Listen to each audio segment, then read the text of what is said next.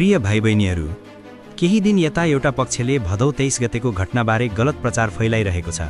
मानव प्रधानमन्त्रीले आफ्नै नागरिकमाथि गोली चलाउन आदेश दिएको हो भन्ने जस्तो। यो कुरा पूर्ण रूपमा निराधार छ।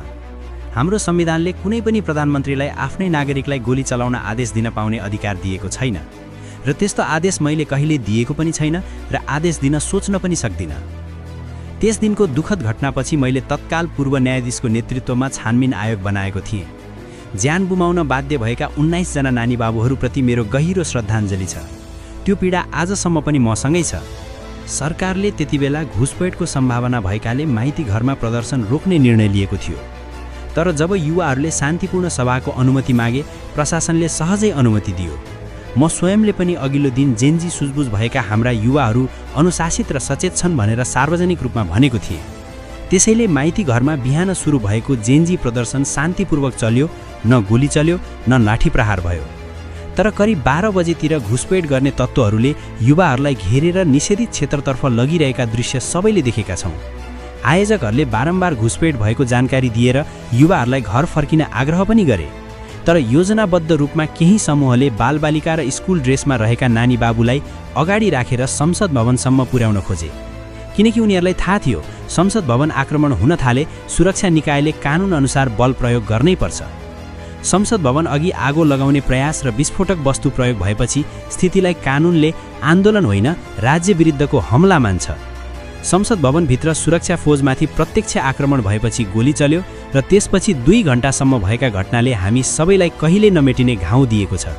यदि त्यस दिन सुरक्षाकर्मीले आफ्ना हतियार खोसिन दिएका भए, यदि संसद भवन जलेको भए, कि त्यतिबेला पनि ज्यान जाने थिएन? विस्फोटक सामग्रीसहित आएका उनीहरू त्यसै फर्किन्थे? ती समूहहरूको उद्देश्य नै अराजकता फैलाएर देशलाई हिंसामा धकेल्ने थियो भन्ने कुरा पछिल्ला घटनाहरूले स्पष्ट देखाउँछ। फेरि भाद्र 24 गतेको विध्वंसलाई हेर्छु, मेरो राजीनामा पछि नै सिंहदरबार, राष्ट्रपति भवन, सर्वोच्च अदालत लगायत सबै धरोहरहरू जलाइएको हो। भाइ बहिनीहरूलाई थाहा छ, संसारको जुनसुकै देशका प्रमुख संवैधानिक अङ्गका कार्यालय रक्षाका लागि सुरक्षाकर्मीले 24 घण्टा हतियारसहित कम्ब्याट पोजिसनमा उभिएको हुन्छन्। उनीहरूले सरकारको आदेश होइन, कानुनको शपथ लिएका हुन्छन्।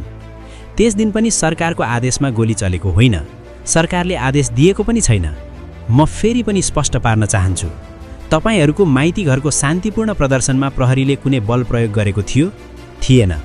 वा बानेश्वरको निषेधित क्षेत्र तोडिन्दासम्म कुनै गोली चलेको थियो? थिएन। बालबालिकाहरूलाई घेरेर उनीहरूले यस्तो ठाउँमा पुर्याए जहाँ कानुनले स्वतः गोली चलाउने आदेश दिन्छ।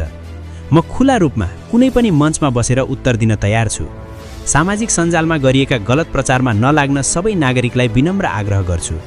19 जना नानी बाबुको मृत्युप्रति म अत्यन्त मर्माहत छु। अन्त्यमा एउटा आग्रह गर्न चाहन्छु, माइती घरको शान्तिपूर्ण प्रदर्शनबाट ती युवाहरूलाई संसद भवन जस्तो कानुनले बल प्रयोग गर्नै पर्ने ठाउँतर्फ कसले, किन र कसरी लग्यो? यो प्रश्नको पनि जवाफ खोज्नुहोला।